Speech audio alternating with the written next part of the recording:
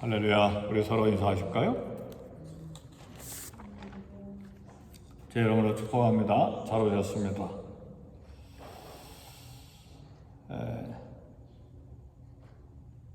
숲이 바람에 흔들리는 거 보셨습니까? 그죠? 우리 LA도 4월, 5월 달 되면 바람이 사나모니카에서 불어온 바람이 불어서 가끔 제 방에서 보면 여기에 있는 나무들이, 주변에 있는 나무들이 사정없이 흔들리는 것을 봅니다. 그렇게 두렵고 떨릴 때가 있어요. 우리 인생에 앞이 캄캄하고 답답할 때가 있고 가슴이 철렁 내려앉고 절망에 휩싸여서 어찌할 바를 모를 때도 있어요. 어제 장례식이 있어서 이제 집사님 한 분과 함께 먼 길을 갔다 오는데 우리 교회 집사님이에요. 집사님이 그런 이야기를 하시더라고요. 목사님, 제가 하루에 150불밖에 벌지 못한 때가 있었습니다. 그 돈이 얼마인지는 전 잘 모르겠어요. 굉장히 어려운 때가 있었다는 이야기죠. 네, 하나님께서 내 삶에 역사하셔서 점점 환경을 변화시켜 주시는데, 이 150불 버는 게 이렇게 핸드맨처럼 이게 원주인이 있고 따라다니면서 작업해주는 그 작업으로 시작했으니까 정말 밥 먹기도 힘들고 그런 때가 있었습니다. 근데 하나님께서 역사하셔서 오늘에 이르게 하셨습니다. 근데 오늘은 여기 버지라고 윌셔에 8층 건물 200유닛을 짓는데 바닥과 벽 공사를 지금 4년 동안에 다 끝내가고 있잖아요. 그 집사님이, 우리 교회 나오는 집사님이. 오늘 이렇게 된 것은 처음부터 마지막까지 모두 다 하나님의 은혜였습니다. 그래서 집사님, 그러면 이번 주일에도 은혜 찬송을 부릅시다. 그렇게 부탁을 했는데, 사실은 몸이 아픈 것도 어렵고 그 다음에 자녀들이 힘드는 것도 참 우리 부모로서 견디기 어려운 것도 있고 관계가 깨지는 것도 어렵지만 이 내일 먹을 양식, 또 그달 패해야 될 월세 내지 못하면 피눈물 나잖아요. 걱정이야, 산더미 같은데 하나님께서 역사하셔서 여기까지 오게 하셨습니다. 그러니까 하나님께 일하는데 이렇게 풍성한 거예요. 또 그런 마음을 가지고 있고, 그래서 제가 이야기를 했어요. 지금이 하나님께서 당신을 통해서 일하실 때입니다. 이제 그 은혜의 마음이 사라지는 순간에 하나님 더 이상 당신 사용하지 않을 것입니다. 일하세요. 이제 그런 대화를 했습니다. 우리가 가슴이 철렁 내려앉고 절망에 휩싸여서 어찌할 바를 모르는 그런 답답한 때가 오늘 본문에 기록이 되어 있습니다. 남쪽 유다 아하스 왕 때에 아람 나라와 북쪽 이스라엘 연합군이 남쪽 유다를 침략할 때에 이런 두렵고 떨리는 일이 생겼어요. 오늘 이사야서 7장 2절에 보니까 왕의 마음과 그의 백성의 마음이 숲이 바람에 흔들린 같다.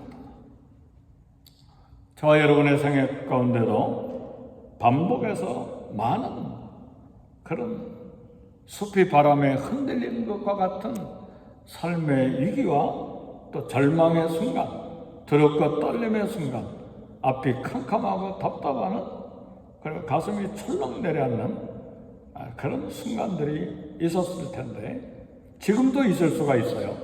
그렇죠? 앞으로도 또 그런 일이 다가올 수도 있고, 이런 때에 무엇이 필요한가? 하나님께서는 이 아람과 북쪽 이스라엘의 두 연합군대에 유다를 침략하는 위기가 있지만 그 위기는 별거 아니라고 말씀하세요. 오늘 7장 이렇게 4절 마지막에 보니까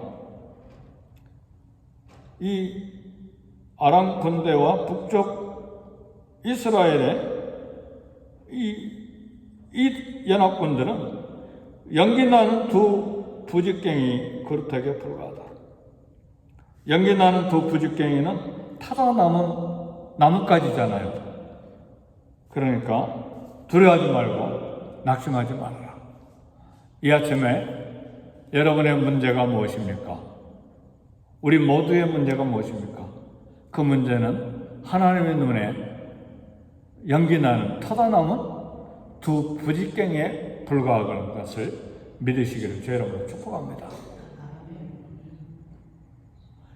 물론 이건 예수님 오시기 전 700년 전의 사건이에요.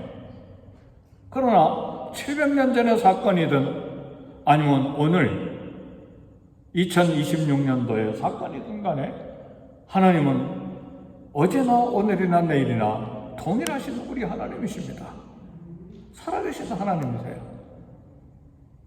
그리고 저와 여러분이 가진 가정의 문제, 자녀의 문제, 내일 먹을 양식의 문제, 건강의 문제, 이건 두 연합군대가 남쪽 유다를 침공해 온 그 문제의 크기에 비하면 세 발의 피해예요. 그렇죠? 연기나는 두 부직갱이에 불과하다. 타다 남은 나뭇가지에 불과하다. 그러니까 두려워하지 말고 낙심하지 말라. 오늘 이 아침에 두려워하지 말고 낙심하지 말아야 될 이유를 이야기하겠습니다. 그래서 새벽기도 오늘 설교 제목은 임마누엘이에요. 유명한 성경 구절이 이사야 7장 14절에 나오기 때문에 그래요. 보라, 자녀가 잉태하여 아들을 낳을 것이요 그 이름을 임마누엘이라 하리라. 평생에 우리 가슴에 안고 모든 상황에서 적용해야 될 말씀이에요. 그리고 밤낮으로 묵상해보세요. 보라, 자녀가 잉태하여 아들을 낳을 것이요 그 이름을 임마누엘이라 하리라. 도저히 불가능한 일이잖아요. 상식으로도 안 되고 무엇으로도 설명할 수 없는 엄청난 기적이 두 가지가 들어가 있어요. 처녀가 잉태하는 것이고 또 하나는 임마누엘이에요. 하나님이 나와 함께 계신다. 우리와 함께 계신다.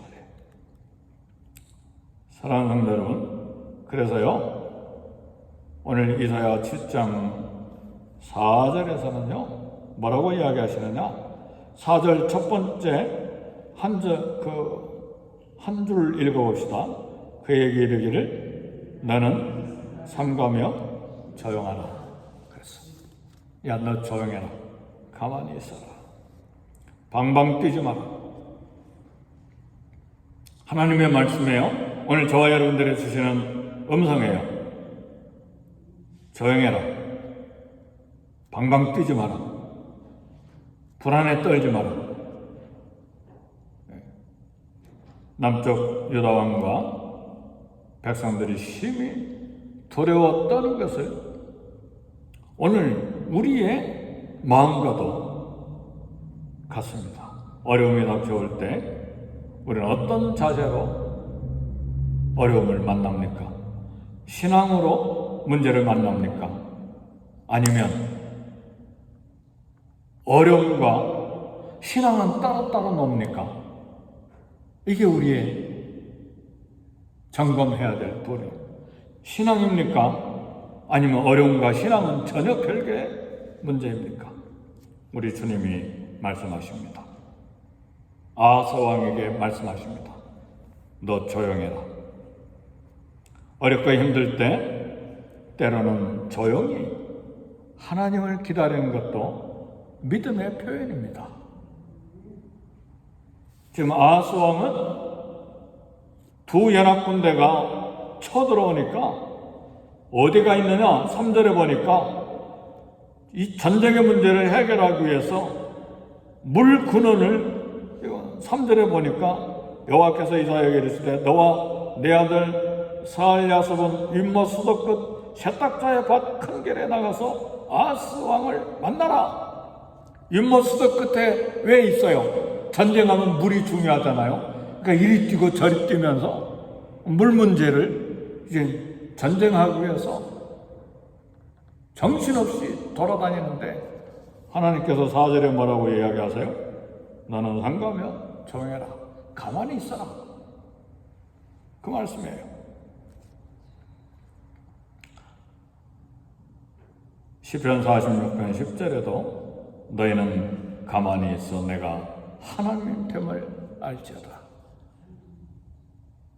우리는 꼭 내가 뛰어다녀야만 문제가 해결되리라고 생각을 해요. 내가 오늘 일어나지 않고 집에 하루 종일 있으면 그냥 먹을 것이 다 사라져버리고 가족이 망할 것으로 생각을 해요. 그러나 하나님은 때때로 너는 가만히 있어 내가 하나님 됨을 알지어다. 믿으십니까? 하나님 살아계십니까? 한국 성도들의 근본적인 문제 중에 하나가 뭐냐면 기다릴 줄 모르는 거예요. 국민성이 빨리빨리 익숙해져 있어요. 이 빨리빨리 문화가 장점도 있지만 단점도 심각해요.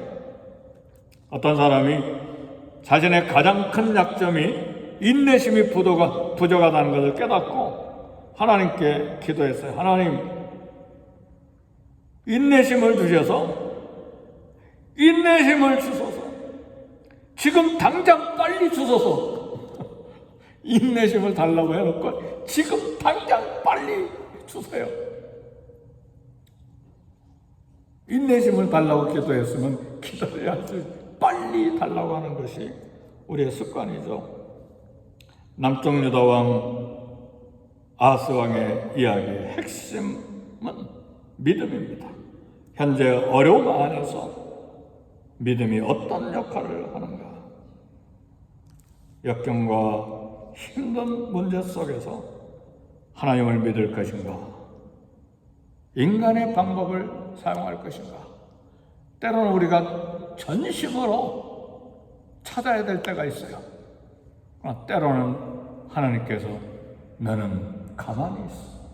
내가 하나님 됨을 알지어다. 이것도 믿음의 방법이에요. 세상에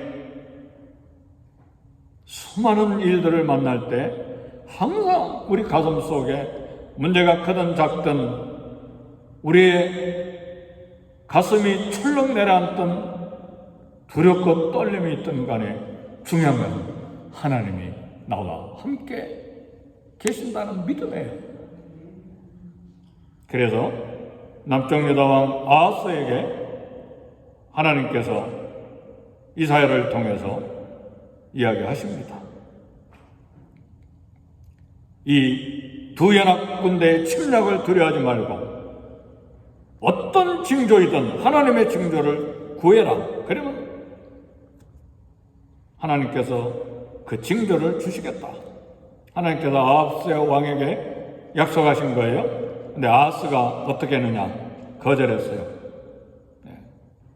하나님께서는 분명히 깊은 데서든지 높은 데서든지 구해라. 이 말씀은 하나님의 능력에 한계가 없다는 말이에요.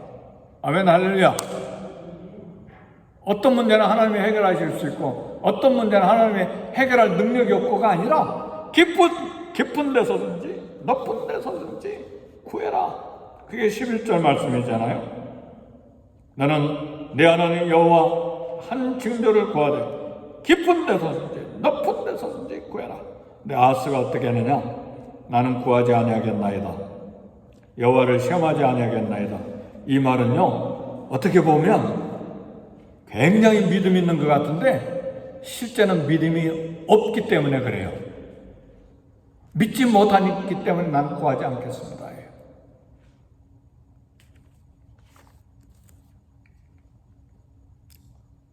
그래서요, 하나님께서 일방적으로 징표를 주시는데 그게 14절 말씀이에요. 너 하나님을 괴롭게 하려느냐? 그러므로 주께서 친히 징조를 너에게 주실 것이라. 보라, 처녀가 잉태하여 아들을 낳을 것이요 그 이름을 임마누엘이라 하리라. 성도 여러분, 어려울 때일수록 하나님이 그의 백성과 함께 하신다는 임마누엘의 진리 더 붙잡아야 합니다. 이것이 믿음이에요. 삶에 지치고 두렵고 떨림의 문제가 생겨도 낙심할 필요가 없는 것은 가장 절망적인 순간에도 하나님을 바라보는 좋은 믿음의 순간이기 때문에 믿음을 붙잡아야 돼요. 하나님은 자기 백성, 자기 자녀와 함께 하시는 것을 기뻐하십니다. 성도 여러분, 하나님과 나와의 관계가 좋든 나쁘든 아니면 하나님으로부터 채찍을 받고 징계를 받고 있던 하나님 우리와 함께 계십니다. 믿습니까? 우리가 자녀들이 잘못할 때 사정없이 매로 때립니까? 그때 엄마 아빠가 가장 가까이 있는 때예요. 징계할 때라도. 믿습니까?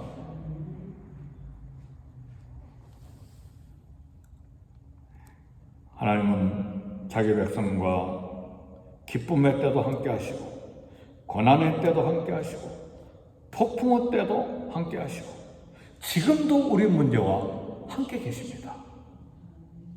주님은 우리 배 안에 타고 계세요. 인생의 갈릴리 바다에 갑자기 폭풍이 몰아치면서 파도가 배 안에 가득 차게 바닷물이 들어온다 할지라도 주님이 배 안에 계신다는 사실. 죄를 짓고 징계를 받는 순간에도 함께 계시는 하나님. 독생자를 주셔서 목숨을 주심으로 함께 계시는 임마누엘 하나님. 그 하나님, 그 주님이 우리에게 물으십니다. 어찌하여 두려워하느냐? 너희 믿음이 어디 있느냐? 그래서요, 우리 주님은요, 실수하고 연약하고 잘못한 걸 꾸짖는 것보다 믿음이 없는 걸 되게 섭섭하게 생각하세요. 믿음이 없는 걸 굉장히 지적하시고 챙기세요. 하나님 마음을 알아야 돼요. 내 믿음이 어디 있느냐? 믿음이 작은 자요. 꾸지람 하시죠. 우리 주님 제자들 별로 꾸지람 안 하시는데 믿음 없는 것에 대해서는 꼭 꾸지람 하셨어요. 오늘 저와 여러분 꾸지람 듣고 살고 있지는 않습니까? 오늘 아침에 하나님께서 저와 여러분들에게 말씀하십니다. 너 하나님을 또 괴롭게 하느냐?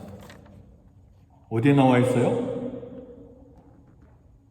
13절 마지막에 나와 있잖아요. 너희가 사람을 괴롭히고서도 그것을 작은 일로 여겨서 또 나의 하나님을 괴롭히려 하느냐? 아하스 왕에게 이야기하는 거예요. 왜 징조를 구하라는데 구하지 않느냐? 그 말이에요. 왜 믿음이 없느냐? 그 말이에요. 말씀을 마칩니다. 하나님은 오늘 내 삶의 한중앙에 함께 계십니다. 그분의 이름을 부르고 어떤 상황이든 임마누엘 하나님, 나와 함께 하신 하나님, 하나님을 붙들고 오늘도 힘차게 이 땅을 살아가기를 주의 이름으로 축복합니다. 네, 우리 기도합시다. 기도하실 때에 먼저 교회를 위해서 기도하시고 오늘 들은 하나님의 종을 통해서 선포된 말씀을 기억하고 기도하시고 자녀들과 우리 모든 일터와 나라를 위해 선교사님들을 위해 함께 기도하겠습니다.